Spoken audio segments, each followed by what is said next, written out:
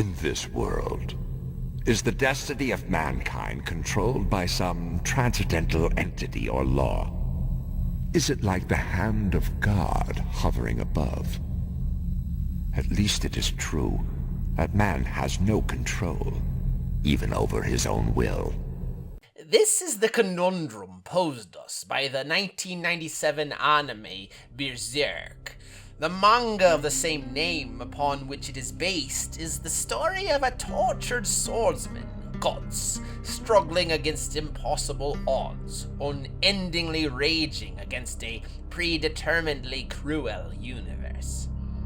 This is the precise theme elaborated upon in Heard She Got Murdered, Charlie Roxburgh and Matt Farley's groundbreaking 2023 sequel to their film, Heard She Got Married. That first film, as I previously argued in my essay, Total Roycall, depicts the war betwixt a man's conscious and unconscious minds over his own self-image, reifying this rebellion through the protagonist Mitch Owens' self-lobotomizing murder of the three externalizations of his inner desires for love, friendship, and art. However, as with most self-lobotomies, this one leaves its subject with a vague yet unmistakable sense of existential ennui. The sequel then becomes a quest for new meaning, symbolized by Mitch Owens' mission to beef up his musical sound by assembling a new trio for his band and the accompanying murders therein. Yet this beefening will take us, the audience, on a harrowing journey through the metaphysics of free will, past the nature of evil, and into, yes, you've no doubt guessed it, obviously deep into the esoteric realm of occult human sacrifices.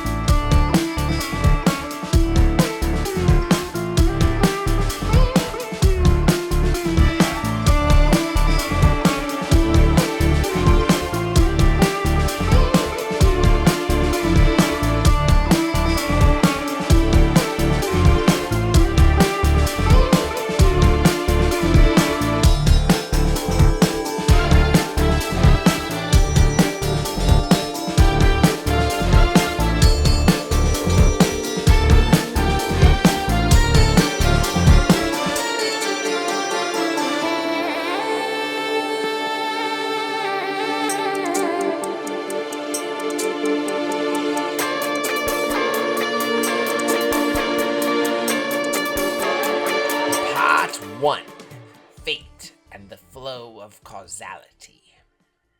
In Heard She Got Married, Mitch Owens' life is governed by his choices and their consequences. His former best friend Tom Scalzo and old flame Tara Edwards, representing an alternative, mundane life he had been free to choose all along. Van Hickman, simultaneously his mailman and his bass player, representing the compromise between artistic passion and the simple life necessitated by his failed Nashville career. Perhaps my previous interpretation of the first film is not the only reasonable one, and perhaps what Farley and Roxburgh are proposing with Mitch's murders of these other paths is in fact a total rejection of the very notion of free will itself. For you see, in the sequel, Heard She Got Murdered, Mitch is a prisoner of predestination, as is all of humanity, enswirled by the flow of causality towards its doom, puppeted by the strings of that other famed trio, Clotho, Lachesis, and Atropos, the Sisters of Fate.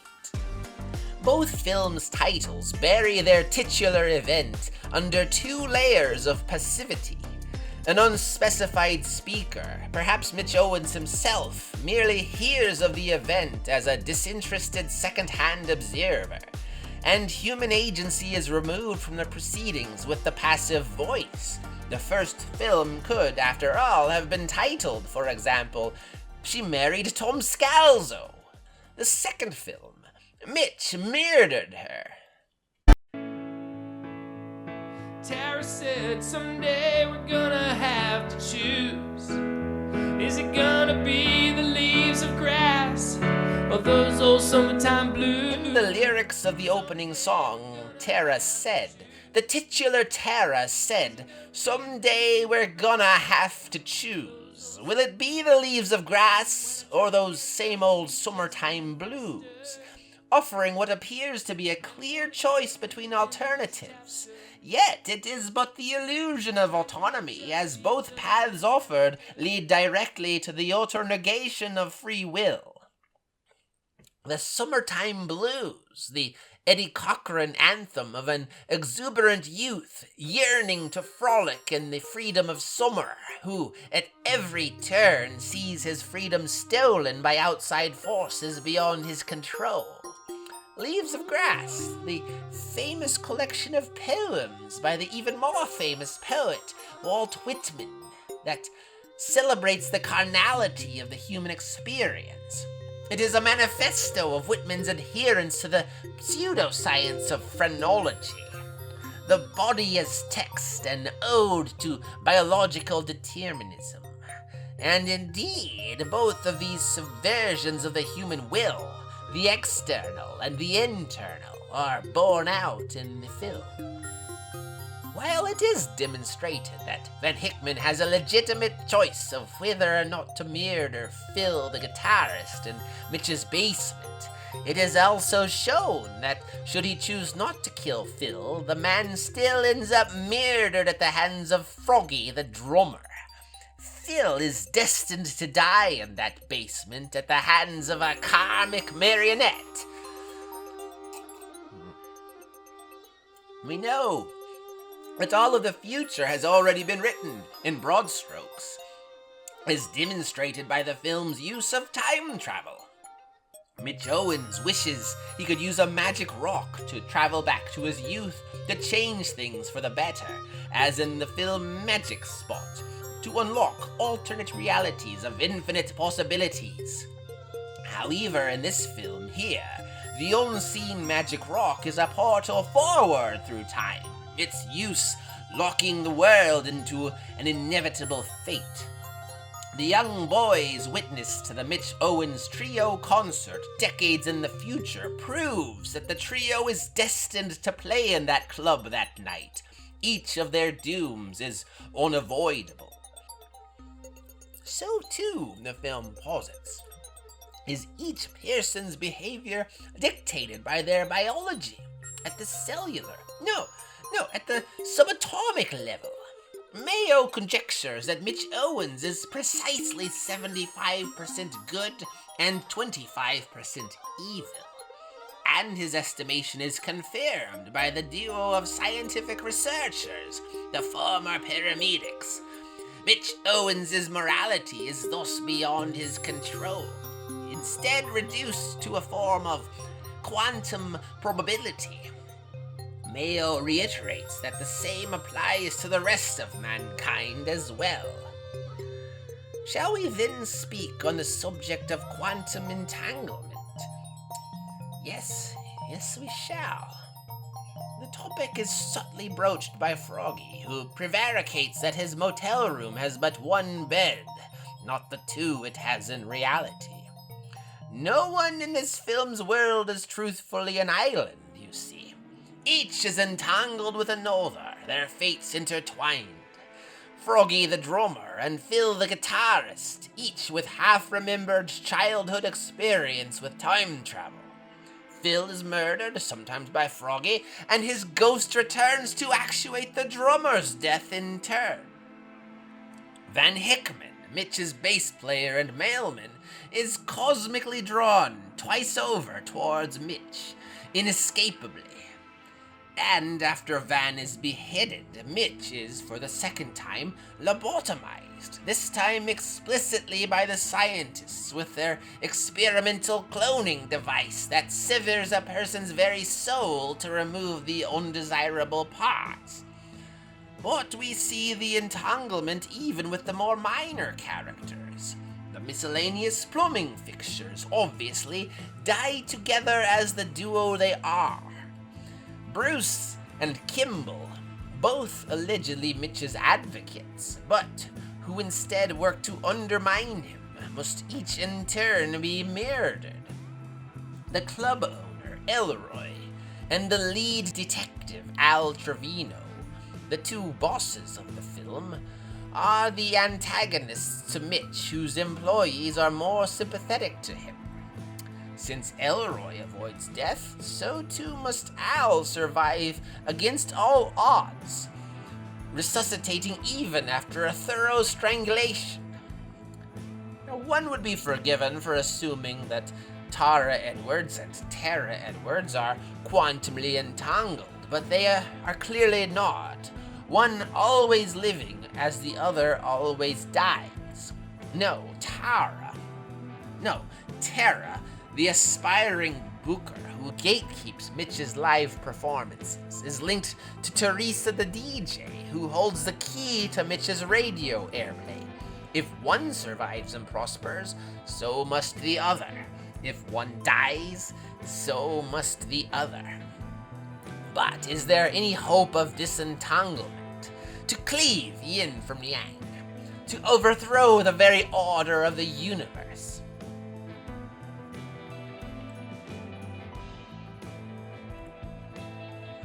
Part 2. The idea of evil. Myth and literature are replete with stories of beings who purify themselves by casting out an embodiment of their evil. The god of biblical tradition expelling Satan and the other fallen angels from heaven. The Zoroastrian god, Ahura Mazda, forming the dual entities of Angra-Mainyu and Spenta-Mainyu, separating the destructive from the creative. The nameless Namekian of Dragon Ball, becoming the pure Kami by purging his evil in the form of King Piccolo. Jim Henson's Urskex, inadvertently using the power of the Dark Crystal to divide themselves into the good Iru and the evil Skeksis. The adorable little Gizmo, birthing the sadistic gremlins via aquatic parthenogenesis. Clark Kent defeating the corrupted Superman as the manifestation of his raw will to power. The toxic businessman Matt Farley separating from the artist Matt Farley to maintain the latter's innocence in local legend's bloodbath. The ending of Heard She Got Murdered sees a duo of scientists separating Mitch Owens into 4 Mitch Owenses, 3 of them good and the last one evil. The subsequent exile of the evil part means that the resulting Mitch Owens trio should be good and entirely pure. However, if we take even half a moment to study the matter more closely, the opposite is easily proven instead to be the case. A deft implementation of the proverbial old switcheroo by Farley and Roxburgh. First, Mayo initially states that Mitch is 75% good and 25% evil early on in the film, when he yet believes Mitch to be innocent of every murder. At that stage, this proportion is assumed to be the typical constitution of any decent human being. Yet, Mitch is, in actuality, a serial murderer. When Mayo learns this truth, should he not, therefore, readjust his estimate of Mitch's moral fabric? Second, Mayo explicitly associates Mitch's artistic creativity with the good part of his personality. Yet, after removing the outlying quarter, the 3 remaining Mitches are unable to compose a single original song. Indeed, they, quite immorally, decide to outright steal Van Hickman's song That Summertime Feeling without attribution, metaphorically murdering Van a 3rd time, mind, body, and Now so. Third, over the course of the 2 films in the cloning timeline, Mitch attempts to murder 8 people in total. 2 of them survive his attack. He therefore has a murder success rate of precisely 75%. Fourth, likewise, Van Hickman, Mitch's duel, is guilty of murder in 3 out of 4 of his Heard She Got Murdered appearances. In the last, he is an innocent victim, 75% guilty. Finally, the film demands we interpret the Mitch Owens trio as a representation of Mitch Owens the man. Indeed, just as Mitch Owens the man has 4 parts, so too is the Mitch Owens trio ultimately a quartet: Mitch, Van, Phil, and Froggy. 3 of the 4 members are demonstrably capable of murder. Phil is the only innocent. The quartet is 75% evil and 25% good. We are forced to conclude that at the end of Heard She Got Murdered, the expunged 4th Mitch is actually the good one. His seeming hostility, in truth, a display of fear, confronted by 3 purely evil Mitches who are now unleashed.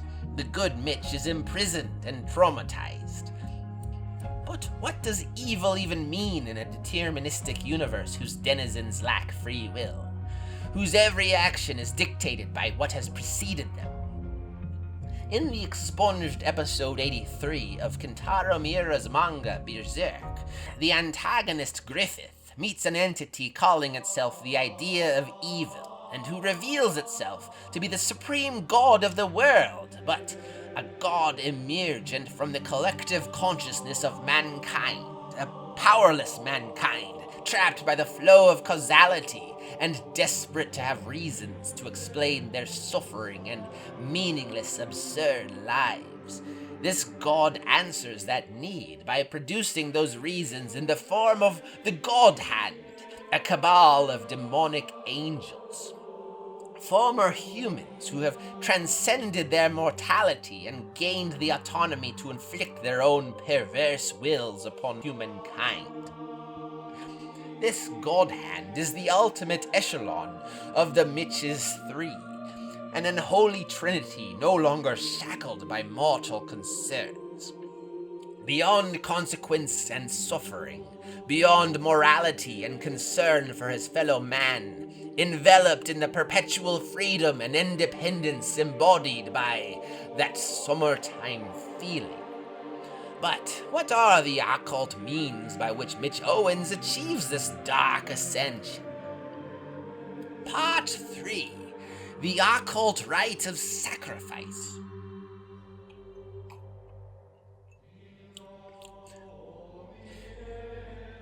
We know that in the Shock Marathon's Motinverse, the art of cloning and personality splitting is closely associated with Druidic sorcery.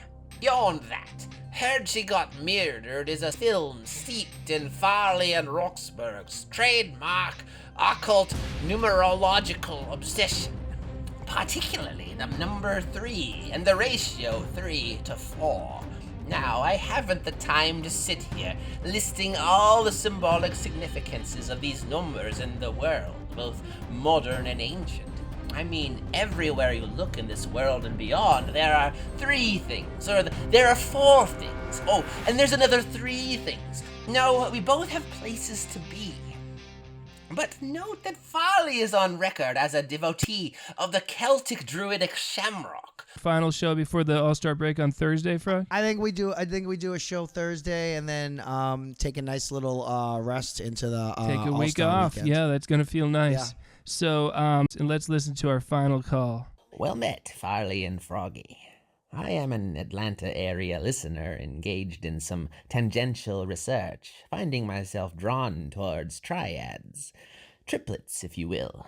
I am eager to hear, as perhaps the foremost Celtic scholars, your insights into the druidic implications of the Celtic shamrocks on the on your little man there. Okay, Frog, you have any Yeah. thoughts on the logo, the leprechaun, the shamrock? I mean, I'm not sure if he's looking for like historic references or just our opinion on the leprechaun. I personally like it. I have many shirts and blankets with the logo on it. Yeah, I think it's a great little logo. I definitely don't know the origins or any kind of symbolism, but The Celtic Druidic shamrock, a paradoxical symbol of trifurcated unity. 3 pots and a whole, a fourth entity transcending the sum of its constituents. Consider that the third of 4 versions of the film was deliberately released on February 29, 2024, Leap Day. A day that exists only 1 year out of every 4, a day devised to bring time itself back into alignment with the stars. A druidic day, if ever there was one. In many pagan societies, such as Summer Isle in The Wicker Man and Hampton Isle in Weekend at Bernie's, the rite of blood sacrifice is such that the one is sacrificed for the good of the many. But in others, the many are sacrificed to enhance the power of the one. Witness the druidic shamrock-inspired mass murders of Halloween 3, Season of the Witch, or the druidic gladiator tournament of Druid Gladiator Clone, wherein the many gladiator champions must perish to enhance the power of the one druid master. At the climax of Here She Got Married, Mitch Owens attempts a triple murder of his friends at a sacred place dubbed the Cathedral. But as one of the victims survives, the triumvirate is incomplete. The occult sacrifice a failure. Mitch remains immortal. Early in Here She Got Murdered, Mitch Owens murders Bruce and the 2 members of the miscellaneous plumbing fixtures in a clean triple sacrifice. Yet he achieves nothing, save for an invite to perform in the latter group's stead. He sets to work on a 3rd triple murder, his agent Kimball, Al Trevino, and presumably either Derek of the Step Pilots or Tara Edwards. But even had he been successful, we know this too would have been in vain as well, don't we?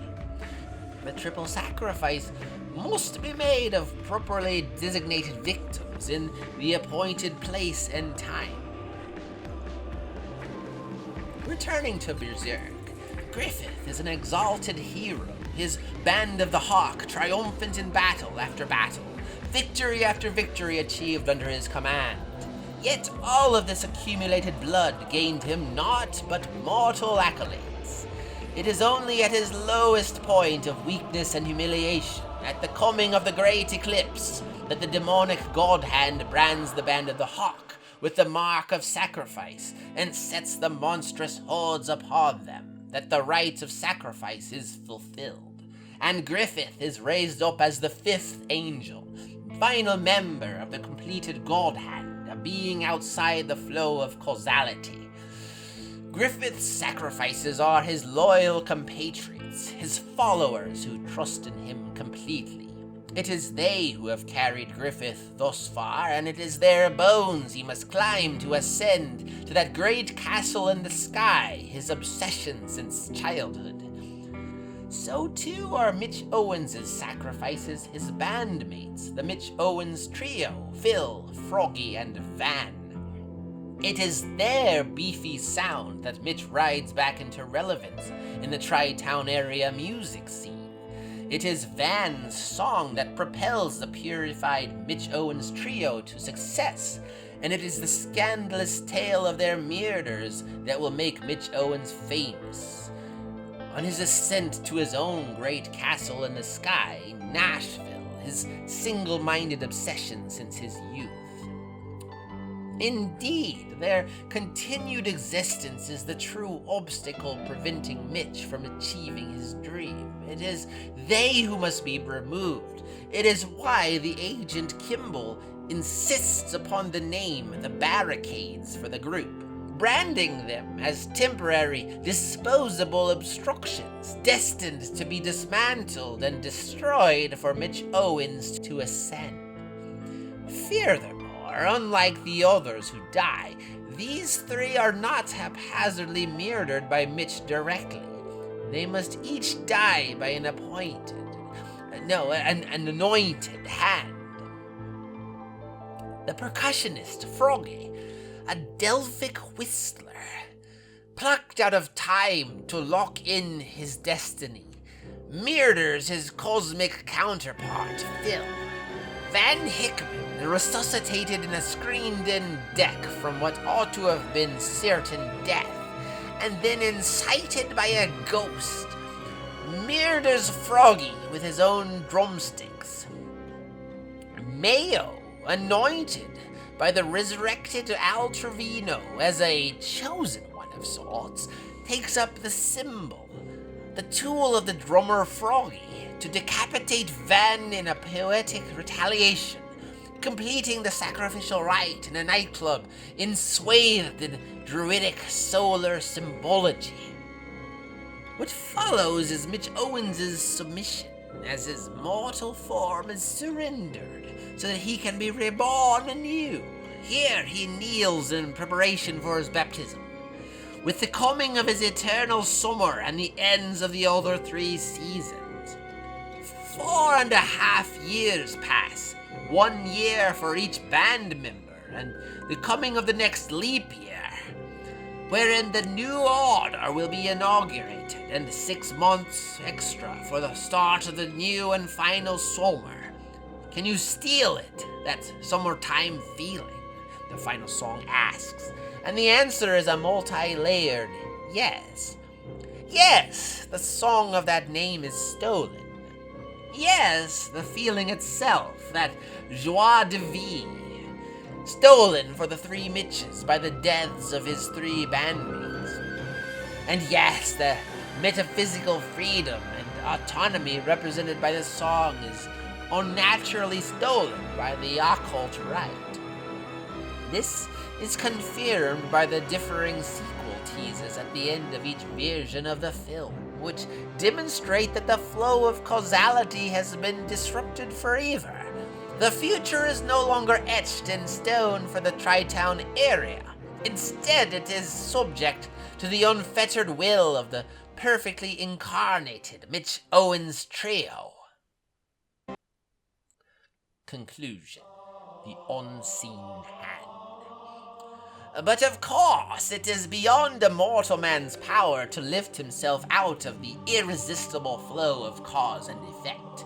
In Berserk, Griffith had the supreme longing to do so, but that longing was inculcated within him by the idea of evil manipulating all of human history so that a man such as he would emerge naturally. And then the means of Griffith's ascension were provided by the God Hand and its crimson bayonet, the egg of the king. What is the equivalent entity in the Tri-Town area? Is there already such a being outside the deterministic flow who guides Mitch on his climb? Yes. I would never pose this question otherwise. Mitch, as an ascended God-man, is an evil trinity at the end, a perverse embodiment of the druidic shamrock. Can we identify another such corrupted triad? A venal 3-in-1. Venal trio. Al Trevino. A character portrayed by 3 different actors, masterfully representing him as a trinity, exactly like the purified Mitch Owens. It was Al Trevino who first employed the 2 paramedics who became scientific fellows researching the dark art of druidic cloning. It was Al Trevino who could not be killed by an experienced murderer. It was Al Trevino who alone emerges unscathed when his quantum dual Elroy is finally killed.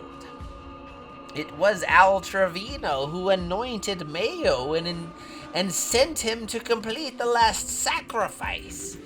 It was Al Trevino who resurrected the fallen Van Hickman, a key piece of the plot. It is even revealed by Van that the idea for that summertime feeling resulted from his time in his coma, under the dominion of Al Trevino's screened-in deck, suggesting that the idea was implanted in his subconscious by that very same Al Trevino.